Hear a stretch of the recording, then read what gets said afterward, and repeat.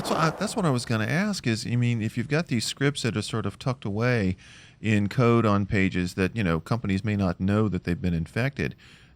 I mean, how can a company guard against this? How can an e-commerce company, fend this off? I mean, is there some? How do you know? I guess how would a company know that its checkout page has been infected and that financial information is being stolen? How does this come to light? Right. So there are a couple of things. First of all, you need to keep your software up to date, keep your CMS up to date, because CMS is like Magento, which is a very popular e-commerce CMS. Issue regular security updates, and they discover vulnerabilities and they patch them. So obviously you need to keep those up to date. Then there are some web technologies. One of them is called content security policy. And this allows you to define or whitelist domains from which your website is allowed to load scripts, right? So in case an attacker gets access and they try to put a script inside that's loaded from one of their custom domains, a domain they control, if that domain is not in the list of whitelisted websites, the client browsers will just refuse to load it. So that is content security policy. Another such technology is called sub-resource integrity, or CRI, and this would protect against the supply chain attacks, because this allows the website operator, when they put a script inside their code, to also provide the cryptographic hash for that script, right? So if the browser then visits the website and gets that script, it verifies the cryptographic hash, and if the hash does not match, it means that the script has been modified on its original location, which is the third-party provider. So if the attackers gain access to that provider, modify the script, that script will have a different hash, a different cryptographic hash, and browsers will refuse to load it. So that's another way you can protect your customers, obviously. And of course, regular security audits. There are web scanners that detect obfuscated code and unusual code in your pages. There are web application firewalls that can detect known infections or can block known infection by using patterns. There are different technologies, but most importantly, have a clear security contact page, because there have been many cases where security researchers or security professionals have discovered these infections and have tried to notify the affected parties, and they got no response, or it took weeks to get a response, or longer, or they never got a response, which is bad, because if your website is compromised and you risk suffering reputational damage because of a breach, you have to notify all your customers. You want to do it as quickly as possible. That's an interesting point, that the companies that are hosting their own websites, that's interesting to think that there are security professionals that have found these flaws and tried to reach out, and it's been difficult. That's something that that hasn't even... It's kind of scary that you try to reach out and no one responds. Yeah, that wouldn't even occur to me. So that's really interesting that would be an issue. But go ahead. Okay, go ahead. Now, I wanted to mention some upcoming changes in the payments industry that might mitigate some of this fraud to some extent. Please. Go ahead if you wanted to ask something. Okay. So there is a revised payment services directive in Europe, and it has strong customer authentication requirements, and this will go into effect in September this year. These requirements basically say that for every online card transaction that's over 30 euros, there are some acceptable limits, but transactions over 30 euros, you need to have multi-factor authentication. So in addition to the card security code, you will get asked a second code, either a code generated by a mobile app or a biometrics like your fingerprint, your face ID. And this will make it will not stop these attacks, but it will make it harder for attackers to abuse those cards, right?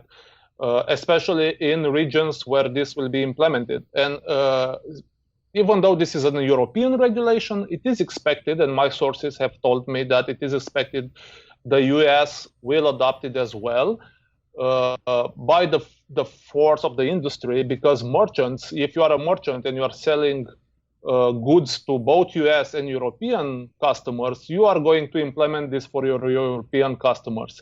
And if you are going to implement this, you are going to implement it for all your customers. You're going to have this capability. And if you use this capability and your bank, let's say your US bank or the US bank does not support this, then the bank becomes liable for the fraud. So this will be a reason for US banks to adopt this as well. And this is a security standard known as 3DS Secure, 3DS2, because the first version of this hasn't seen much adoption because it created a lot of friction, and merchants didn't want to use customers during the checkout process by having them perform additional steps. But this second version is something that banks will have to implement. So your bank will ask you to install an application on your phone, and you'll be able to authenticate transactions through that. So it's not something that merchants have to force upon customers anymore. It's the bank that will force it upon customers. So that will make it more appealing for merchants to implement it. And it is expected this will be implemented in the US. And compared to the chip and pin, which required investments in new point of sale systems, so hardware, it was very complicated, a very long process. This all that's required for this is already there. This is software. This is an API. This should be easily implemented, and it won't take as long as it did for chip and pin. So we should see it in 1 year, a couple of years, but probably less, adopted by U.S. banks and the U.S. merchants as well. You sort of touched on this, Lucian, but I'm just curious, is there any sense whether, in terms of like say Europe versus the U.S., whether one area is a little more proactive on the security side than the other? It seems to me, when you think about last year with GDPR, that Europe sort of leads the way, and the U.S. and U.S.-based companies, merchants, e-commerce sites, whatever, tend to sort of fall in line because they have a global presence. Do you have any sense, is that the way it's sort of evolving, that it sort of starts in Europe and kind of spreads to the U.S. by default? Right now it is, yes. I mean, for the past 10 years or so, Europe has been kind of leading in privacy and security regulation. And U.S. companies are forced to adopt some of them if they do business in Europe as well. So it drives adoption in the U.S. as well. The regulations in the U.S. are much more fragmented because you have the state level regulations, and then you have the federal regulations. And the federal government tries to avoid over-regulating or enacting new federal regulations, and they leave the states to enact their own regulations, which creates a bit of a fragmentation. I know that California is ahead of most states when it comes to data protection and other types of security and privacy related regulations. Okay.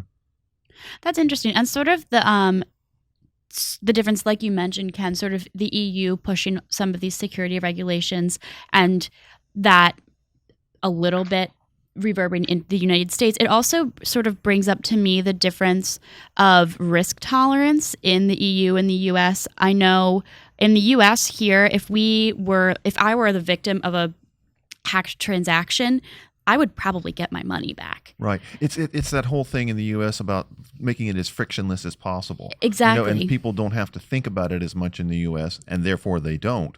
Whereas in Europe, the possibility that they might actually really lose a serious amount of money and not be able to get it back for weeks or months or, ever, makes you much more risk averse than you might be if you're just shopping on Amazon or somewhere in the U.S.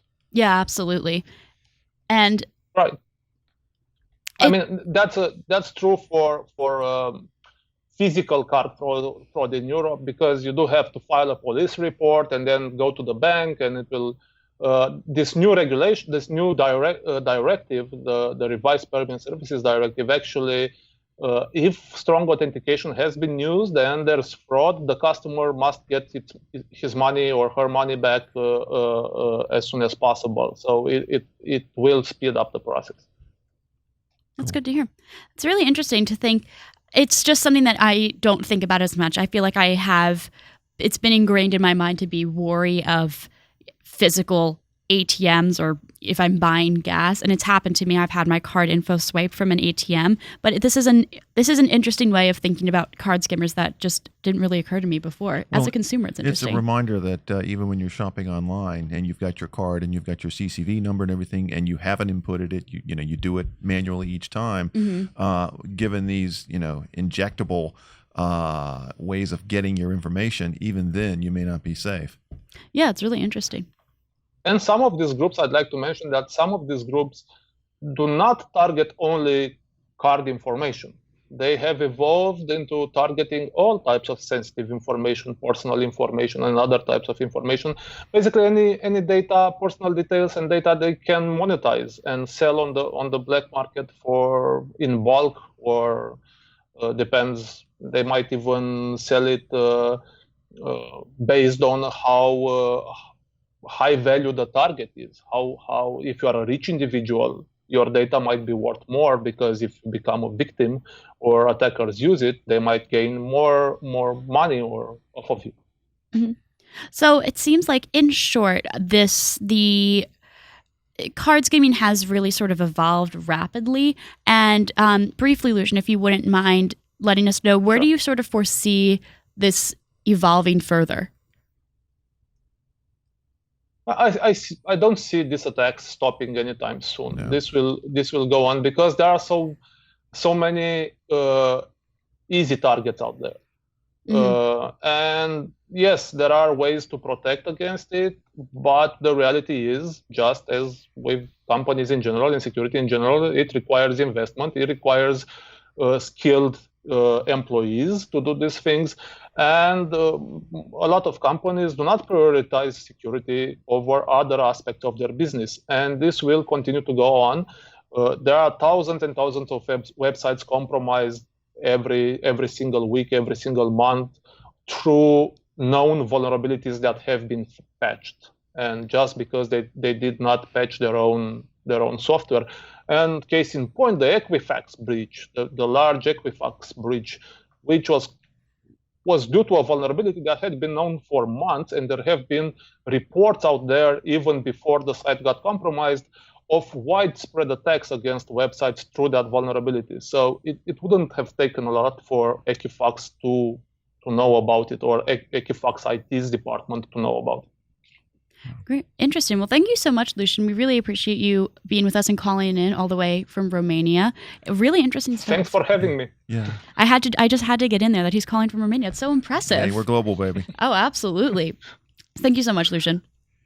Thanks for having me. Thanks, Great to Lucian. see you guys. Yeah, good to talk to you. And thank you so much for watching this episode of Tech Talk. If you liked this video, be sure to give it a thumbs up and subscribe to our channel. We will link Lucian's story in the description so you can read a bit more about these types of card skimming attacks. It's pretty interesting, and it's interesting even just as a consumer to make sure that you're staying safe, or at least you're a healthy amount of worry. Just be aware of it. Yeah. It's a lot to learn. Thanks so much for watching, and we'll see you next time. Thanks.